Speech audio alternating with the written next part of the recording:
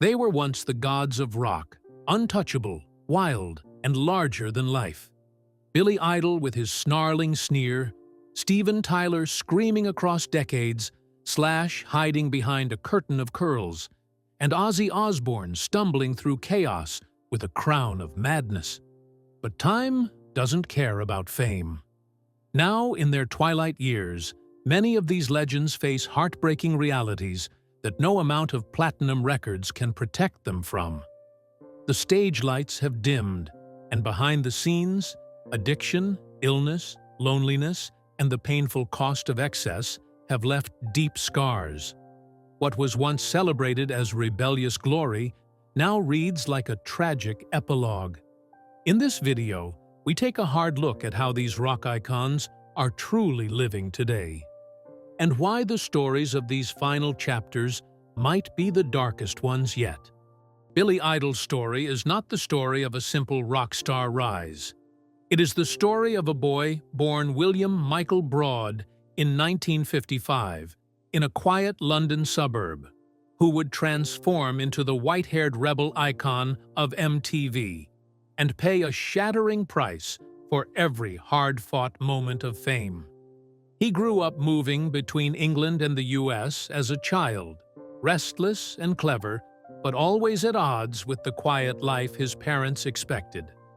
By age 15, he had fallen in with the Bromley contingent of punk fans, idolizing the raw energy of the Sex Pistols. The bookish son of a schoolteacher and a homemaker, Billy flunked out of college and abandoned normal life for the smoky pubs and squalid clubs of 1970s London. He reinvented himself on a dare. His high school chemistry teacher once called him Idol, and the future star cheekily adopted that nickname as his surname.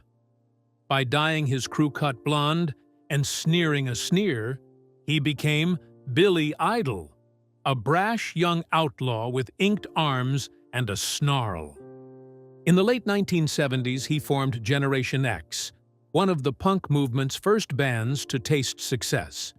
Sporting the swagger of a 1950s rockabilly with a sassy punk twist, Idol fronted Gen X through 3 albums, and even on Top of the Pops, Britain's TV music show. Yet the band's success was limited, and the members tired of each other. By 1980, Gen X disbanded amid the chaos of the era's wild music scene. For Billy, however, the breakup was the end of one act and the beginning of another. He headed for New York City, aching for a fresh start, and quickly teamed up with guitar virtuoso Steve Stevens and an entourage managed by Kiss manager Bill Aucoin. What followed was a metamorphosis. In the glittering disco-punk clubs of New York, Billy Idol honed a sound and style all his own. His 1982 self-titled debut album slipped into the new MTV age like a coiled snake. The music videos for Dancing with Myself, and especially White Wedding, made him a sensation. Picture the scene: Billy in black leather, flashing a sneer and a sneaky middle finger salute, blood-red lips and a broken church window behind him as a motorcycle smashes through it. That single image, blonde hair, lip curl, and defiant pose, burned his face into the minds of millions. Suddenly, he was a fixture on cable TV, a British import rocking the nascent new wave era. By 1983's Rebel Yell album, Idol was a bona fide global star. The title track and the haunting ballad Eyes Without a Face shot up the charts. American teens knew every syllable. He toured arenas, sold out shows, and posed on magazine covers. On stage, he was magnetic, strutting in leather, microphone in one hand, chain dangling in the other, commanding an adoring crowd. Offstage, however, the melody changed. The ultimate rock star playground opened up around him.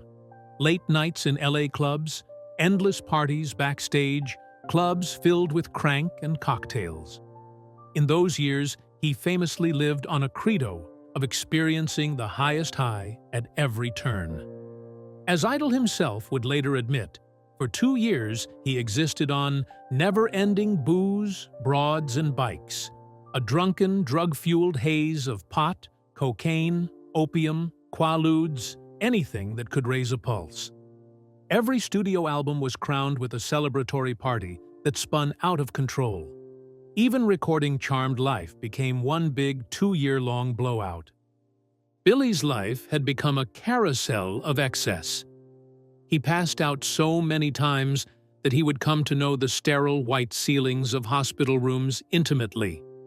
He would awake in dismay, blinking under fluorescent lights, swearing at himself, wondering if this was the time he didn't wake up.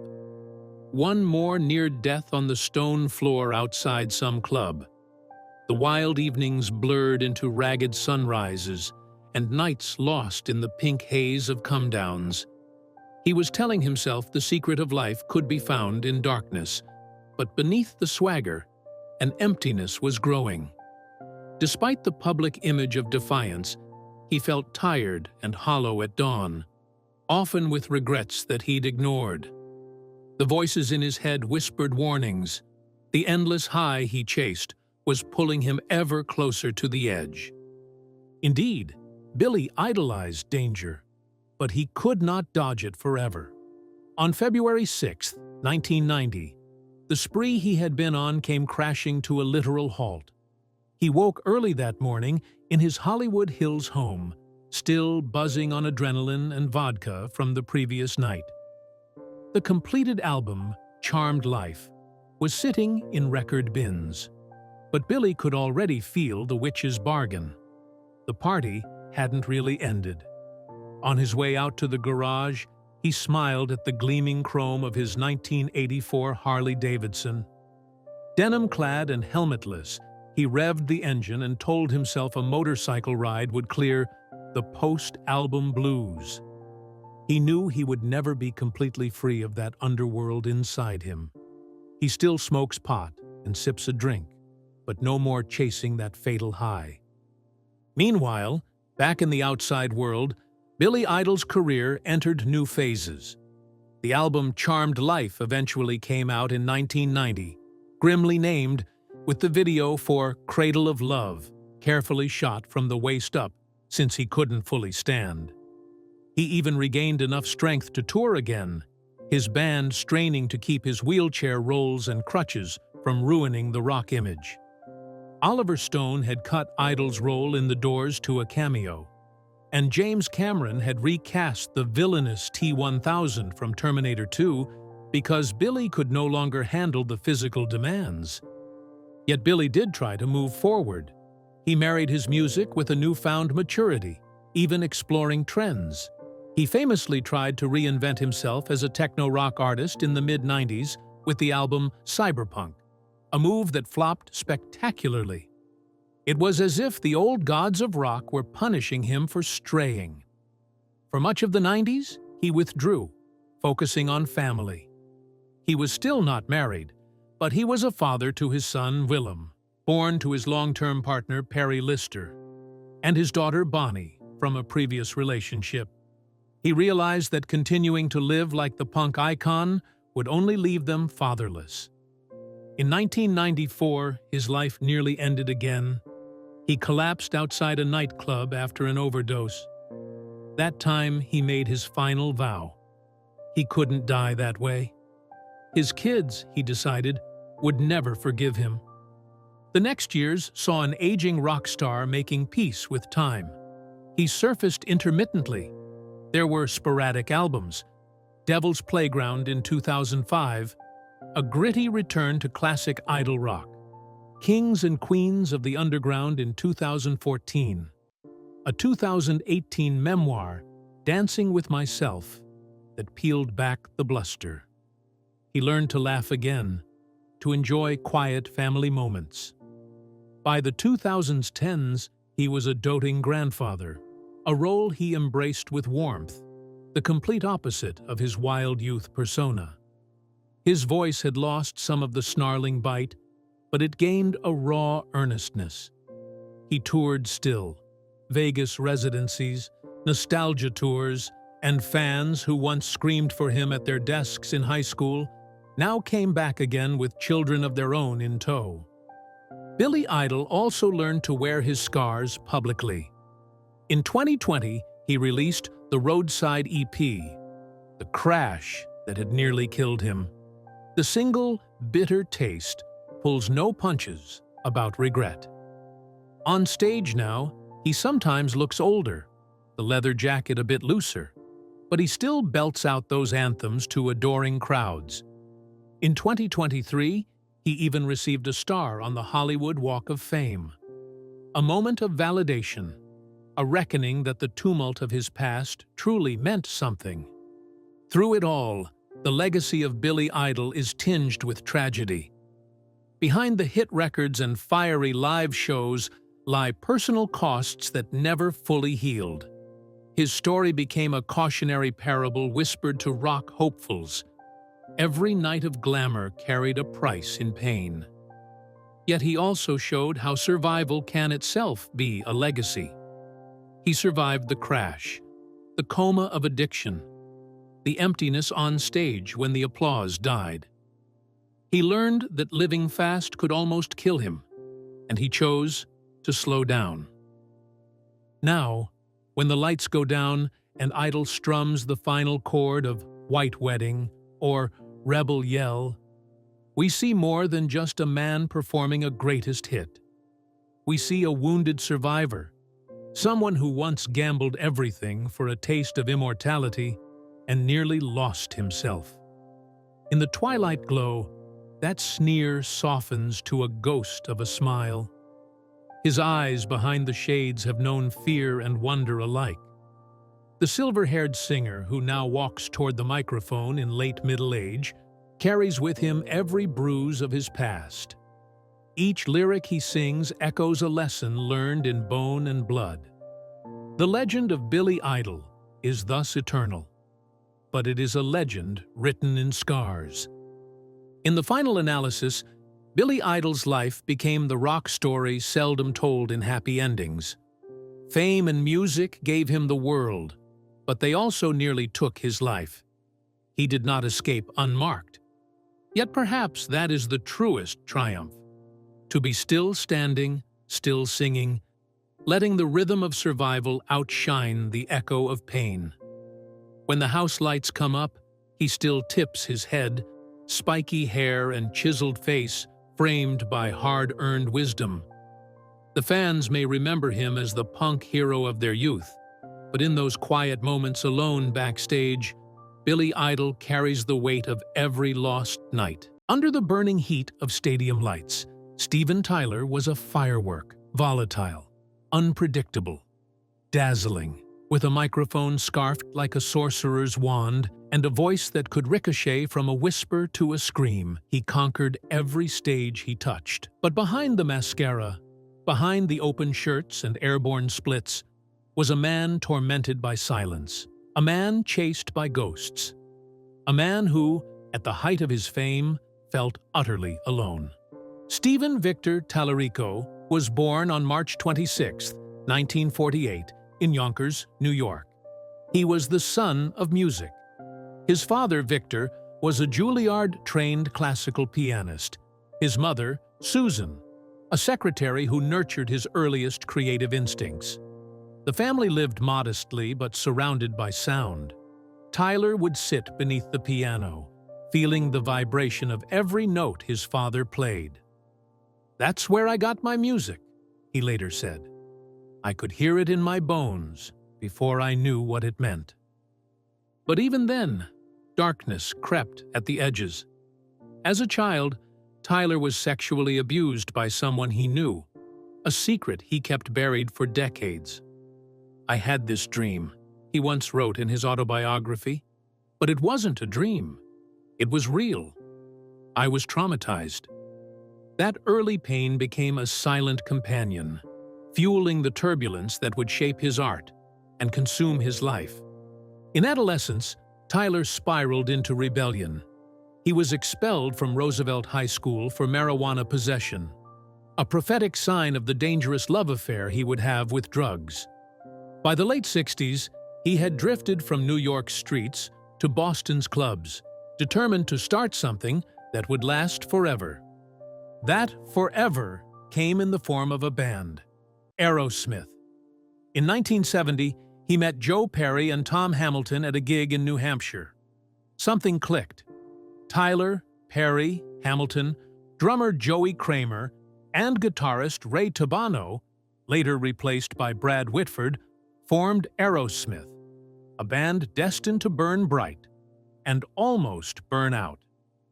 Their early sound was raw, bluesy, and primal, a hybrid of Rolling Stones' swagger and American grit. Columbia Records signed them in 1972, and the debut album Aerosmith gave the world its first real glimpse of Tyler's genius in Dream On, a song he wrote when he was just 18. Haunting, operatic, and fragile, it was a battle cry for broken people. And it came from one. The band exploded in the mid-70s. Toys in the Attic, 1975, and Rocks, 1976, became rock canon, spawning hits like Sweet Emotion, Walk This Way, and Back in the Saddle. They sold millions of albums, packed arenas, and became gods of the glam rock world. Tyler, with his raspy banshee wail and serpentine stage moves, was at the center of the storm, a modern-day Dionysus with a mic. But fame came at a price. The drugs weren't recreational anymore. They were religious. Tyler and Perry became so inseparable and destructive, they were nicknamed the Toxic Twins. Cocaine, heroin, Quaaludes, anything to numb the exhaustion, the fear, the emptiness. Tyler once claimed he spent over $6 million on drugs. "You could have bought a small island," he later said with a bitter laugh. But the money wasn't the real cost. His soul was. By the late 1970s, Aerosmith was imploding. Joe Perry left the band in 1979. Brad Whitford followed. Tyler's health deteriorated. His voice, once a force of nature, began to crack under the strain. He collapsed on stage multiple times. In interviews, he slurred words, eyes half closed, barely tethered to reality. "I was dying," he admitted years later, "and I didn't care." Then came rock bottom. In 1986, Tyler was famously tricked into entering rehab by his own bandmates and management. They staged an intervention, not for love, but for business. "They didn't do it to help me," Tyler once said. "They did it to save the band." Regardless of the motive, it saved his life. Rehab was hell. Tyler detoxed through tremors, hallucinations, and waves of regret. But somewhere in the static, he heard music again. He re-emerged with a second wind, leaner, clearer, and terrifyingly focused. Aerosmith staged the greatest comeback in rock history. Their collaboration with Run DMC on a new version of Walk This Way in 1986 was a cultural earthquake, uniting hip-hop and rock for the first time.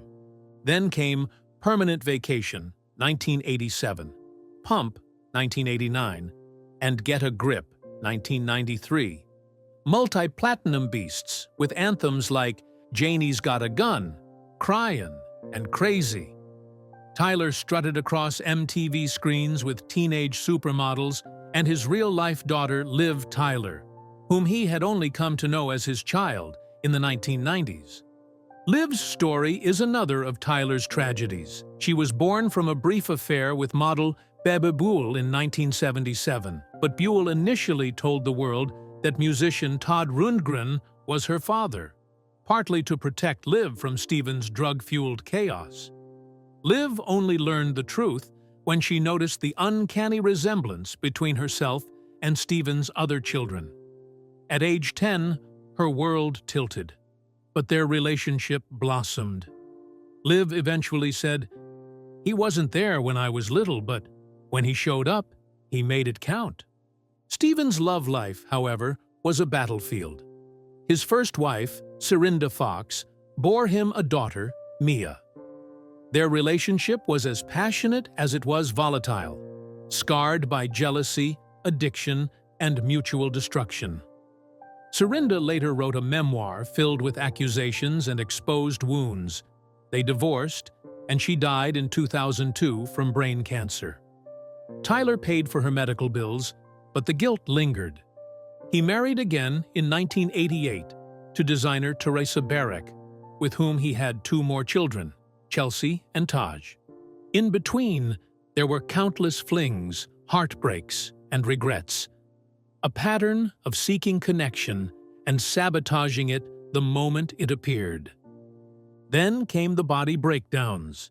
Years of screaming, drugs, and wild performances had shredded his vocal cords. In 2006, Tyler underwent risky surgery for a throat condition that could have silenced him permanently. Around the same time, he revealed he had been quietly battling hepatitis C for years, a consequence of shared needles in his heroin days. He went through 11 months of harsh treatment to beat it. As he aged, the injuries piled up. Hip replacements, leg surgeries, falls on stage, and rehab stints not for drugs, but for pain medication. In 2009, he collapsed off a stage in South Dakota and shattered his shoulder.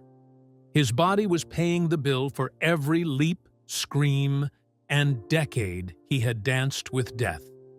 In 2011, Tyler shocked the world by becoming a judge on American Idol. Some fans called it selling out. Others saw it as survival. "I just needed a new beginning," he said. But behind the scenes, tension brewed again with Joe Perry. The old wounds of control, ego, and direction reopened. Tyler quit Idol in 2012, saying, "It wasn't my cup of tea, but I did it. I survived it." In recent years, Tyler has channeled his pain into purpose. In 2019, he helped open Janie's House, a shelter for abused women and girls, named after the song "Janie's Got a Gun," which was inspired by real-life stories of abuse. "I've lived pain," Tyler said. "So if I can help anyone crawl out of their own hell, I have to." He has remained sober for over a decade, though with relapses and close calls. In 2023, Aerosmith was forced to postpone their farewell tour when Tyler severely injured his vocal cords. Doctors ordered him to stop singing for 30 days. The tour was later postponed again, as recovery took longer than expected. And yet, he endures. Today, Steven Tyler is 77 years old, a grandfather, a survivor, a legend. He speaks often of gratitude, of humility, of the fragility of life. He still dreams of the stage, still screams when the moment calls for it, but he also whispers more now, reflects more. He's no longer just the toxic twin. He's the elder statesman of rock. Proof that you can walk through fire and emerge scarred, yes, but still singing. His legacy isn't just in the records or the Grammys or the sold-out tours, it's in the brutal honesty of his journey. A man who lost everything, love, health, identity, and clawed it back. Not perfectly, not without mistakes, but fully. Because Steven Tyler was never just a rock star. He was a broken boy who turned his scream into a symphony. He still sings it for anyone who's ever been lost and dared to dream on. Yeah, it's a lot of attention put on a lot of negative stuff, and granted, the negative stuff existed and might still exist or whatever. But Saul Hudson, better known as Slash, was born in London in 1965 and grew up between the quiet suburbs of Stoke-on-Trent and the relentless bustle of Los Angeles. He would later achieve worldwide fame as the hard rock lead guitarist of Guns N' Roses, earning acclaim as one of the greatest guitarists in history. Yet behind the famous top hat, curly hair, and blazing guitar licks lay a lonely, wounded soul. From the beginning, Slash's life was marked by displacement and tension. Born to a British artist father and a Black American fashion designer mother, he spent his early childhood cared for by his grandparents in England, while his mother built a career in Hollywood. By age 6, he joined his parents in Los Angeles, but the family unit did not last. His parents split a few years later, and Slash, always restless, later described himself as a problem child during that fractured youth. The nickname Slash came from actor Seymour Cassell, who said the hyperactive boy was always zipping around from one thing to another. Even in childhood, Slash was chasing a dream he couldn't yet name. As a teen, he rode BMX bikes and ran wild in the streets of LA, but nothing grabbed him quite like rock music. At 14, he had what he called a big awakening when he heard Aerosmith's Rocks blasting from a friend's turntable. It hit me like a ton of bricks, he recalled. The riff spoke directly to the restless kid inside, giving him an identity and passion he had never known. From that moment, Slash threw himself into music with fanatic intensity. By night, he practiced guitar up to 12 hours a day, pushing his fingers to blister and bleed on scales and riffs.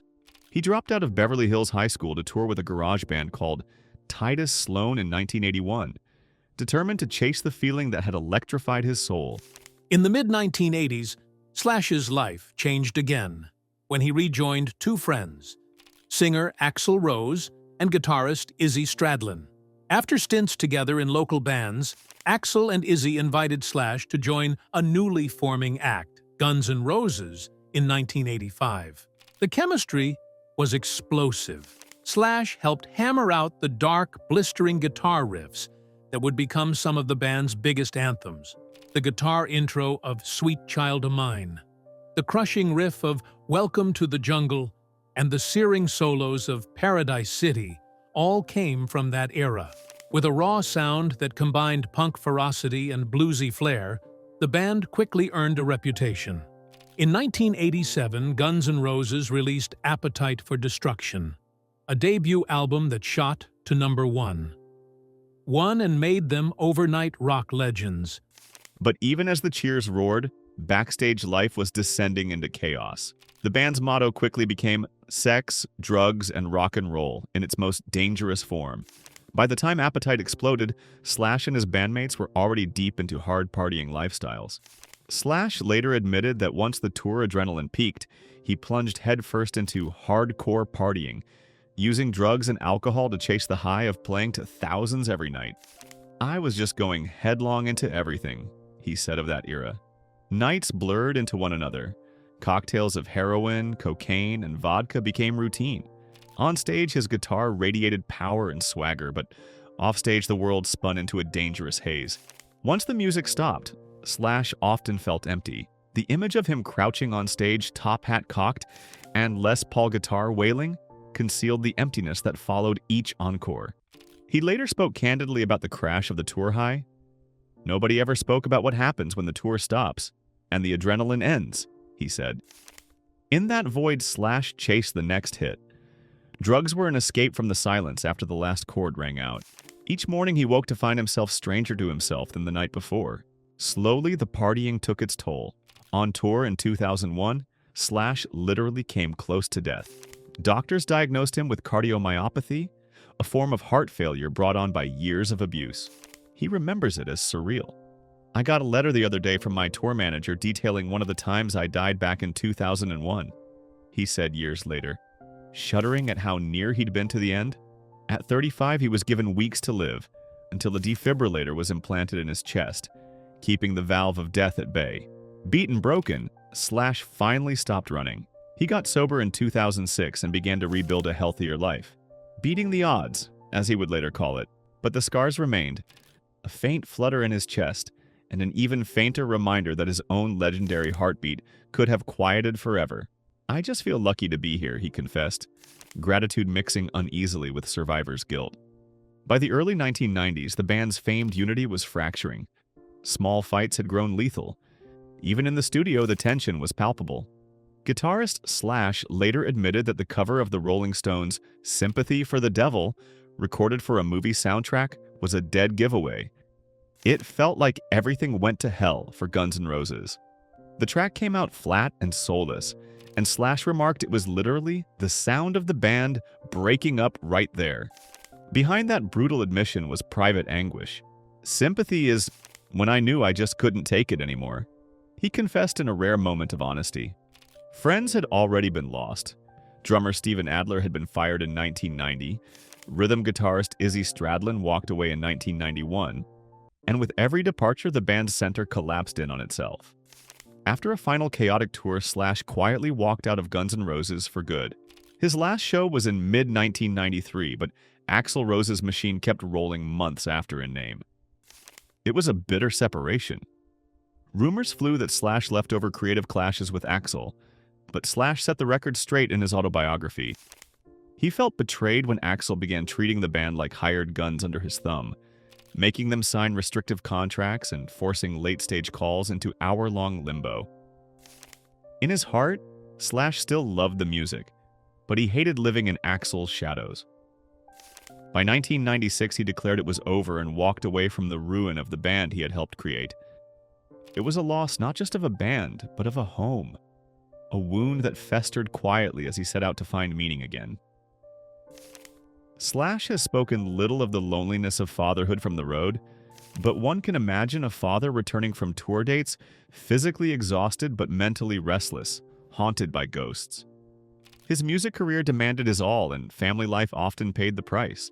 In the early 2000s, Slash reached out to his past one more time. Along with former Guns comrades Duff McKagan and Matt Sorum, he formed a new band, Velvet Revolver, with guitarist Dave Kushner and vocalist Scott Weiland of Stone Temple Pilots.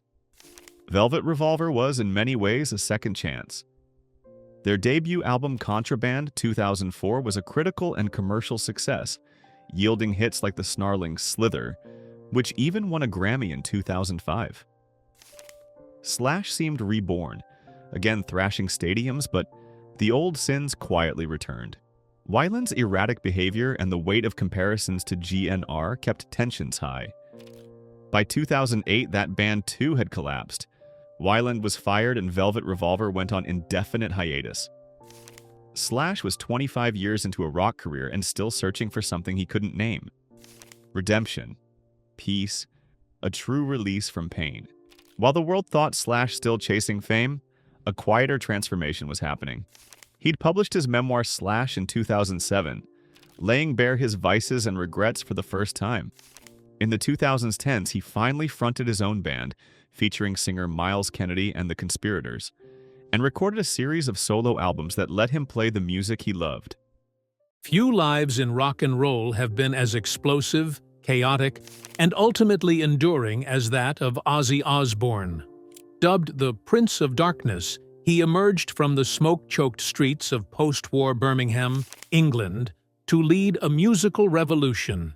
His journey is not just one of fame and infamy, but of pain, love, resilience, and the constant battle between inner demons and outer triumphs.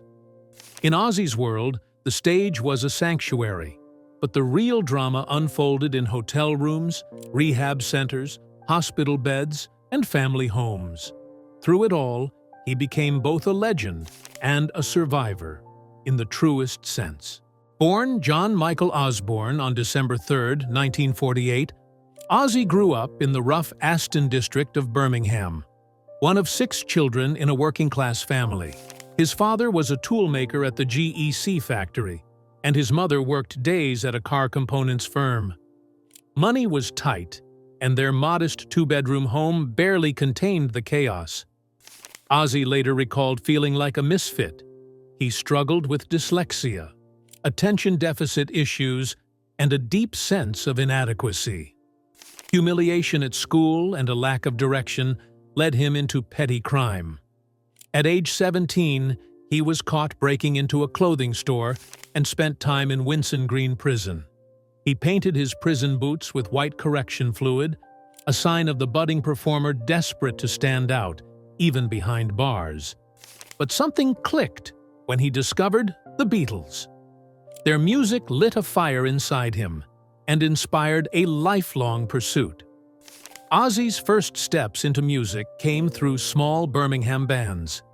In 1968, alongside guitarist Tony Iommi, bassist Geezer Butler, and drummer Bill Ward, he formed a group called Earth. A name change to Black Sabbath, inspired by a Boris Karloff horror film, marked the birth of something new: heavy metal. Their self-titled debut album in 1970, recorded in a single day, created a sound the world had never heard: dark, heavy, ominous. Ozzy's eerie vocals over Iommi's doom-laden riffs gave voice to post-industrial alienation. The follow-up album, Paranoid, with tracks like Iron Man and War Pigs, became an instant classic. The band's music mirrored a bleak world, yet energized millions. Sabbath's image of Satanism and rebellion sparked outrage and fascination alike, while Ozzy became the figurehead of this terrifyingly seductive new genre. Despite the success, trouble was never far behind. Ozzy's taste for excess, alcohol, cocaine, pills, was legendary. As the 1970s wore on, his addictions spiraled. By 1979, Sabbath had enough. After missed rehearsals, incoherent performances, and deepening dysfunction, Ozzy was fired from the very band he helped create. It was a crushing blow. He locked himself in a hotel room for months, surviving on a fog of booze and despair. His first marriage, to Thelma Riley, was already in tatters. He described himself as a zombie, unsure if he'd ever come back. And then came Sharon. The daughter of Black Sabbath's manager, Sharon Arden, saw something in Ozzy even he had forgotten. She pulled him from the abyss, became his manager, and slowly helped him rebuild his career. They married in 1982. That same year, Ozzy released his solo debut, Blizzard of Oz, featuring the now iconic track Crazy Train. With young guitar virtuoso Randy Rhoads by his side, Ozzy surged back into the spotlight. But tragedy struck again when Rhoads died in a horrific plane crash in 1982. The loss devastated Ozzy, who collapsed into grief and substance abuse yet again. His behavior during this period was both outrageous and tragic. There was the time he bit the heads off live doves during a meeting with record executives, or when he unknowingly decapitated a live bat on stage, thinking it was a toy.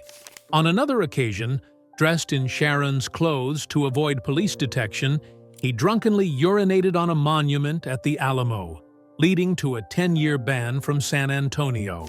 Even darker was a violent episode in 1989 when Ozzy, in a drugged-out haze, attempted to strangle Sharon. She pressed charges but later dropped them. Instead, the court ordered him into rehab. Ozzy later admitted he didn't remember the incident, calling it the lowest point in his life. Yet somehow, Ozzy endured. Through sheer force of will and Sharon's unwavering support, he continued recording, performing, and staying relevant. His 1991 album No More Tears spawned the hit Mama, I'm Coming Home, and marked a more mature turn in his music. In 1996, he launched Ozzfest, a metal festival that became a rite of passage for young bands. He helped bridge generations of metal, offering a platform to acts like Slipknot and System of a Down, while solidifying his own status as a godfather of the genre. In the early 2000s, Ozzy's fame exploded in a new direction. The Osbournes, a reality show featuring Ozzy, Sharon, and their children Jack and Kelly, aired on MTV in 2002 and became a cultural phenomenon. It offered an intimate, often hilarious look at the chaotic domestic life of the rock legend, revealing him not as a terrifying figurehead of metal, but as a bewildered dad trying to find the TV remote and talk to his dogs. For a generation unfamiliar with Black Sabbath, this Ozzy, bumbling, lovable, incoherent, became the face of rock royalty. But age and hard living eventually took their toll. In 2003, he was seriously injured in an ATV accident on his estate, breaking multiple bones and requiring emergency surgery. Years later, in 2019, he suffered a fall that dislodged the metal rods in his spine. More surgeries followed, each one riskier than the last. In 2020, Ozzy revealed he had been diagnosed with Parkinson's disease, a progressive neurological disorder that left him struggling with mobility. "I'm not dying from Parkinson's," he said in an interview, "but I've been working with it most of my life." Despite it all, he remained musically active. In 2022, he released Patient Number 9, featuring guitar legends like Jeff Beck and Eric Clapton. He even managed a surprise appearance at the Birmingham 2022 Commonwealth Games. Sharon stood by him during hospital stays, surgeries, and relapses. They celebrated their 40th wedding anniversary in 2022, a testament to loyalty, love, and sheer grit. Ozzy Osbourne's legacy is not just about music, it's about transformation. He started as a wayward boy from a gray British city, became a rock deity, imploded under fame and addiction, and somehow emerged on the other side with his voice, his family, and his place in history intact. He has sold over 100 million albums, inspired countless musicians, and been inducted into the Rock and Roll Hall of Fame twice. But more than that, he has remained human, fragile, funny, flawed, and endlessly fascinating.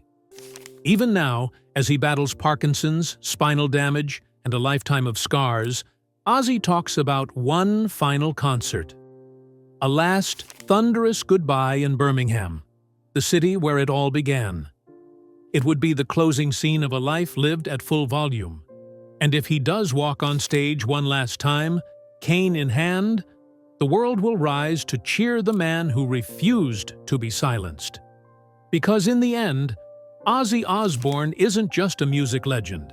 He's proof that you can fall 100 times and still rise louder than ever. Thanks for watching this video. If you enjoyed it, make sure to leave a like and subscribe with notifications on to never miss a video.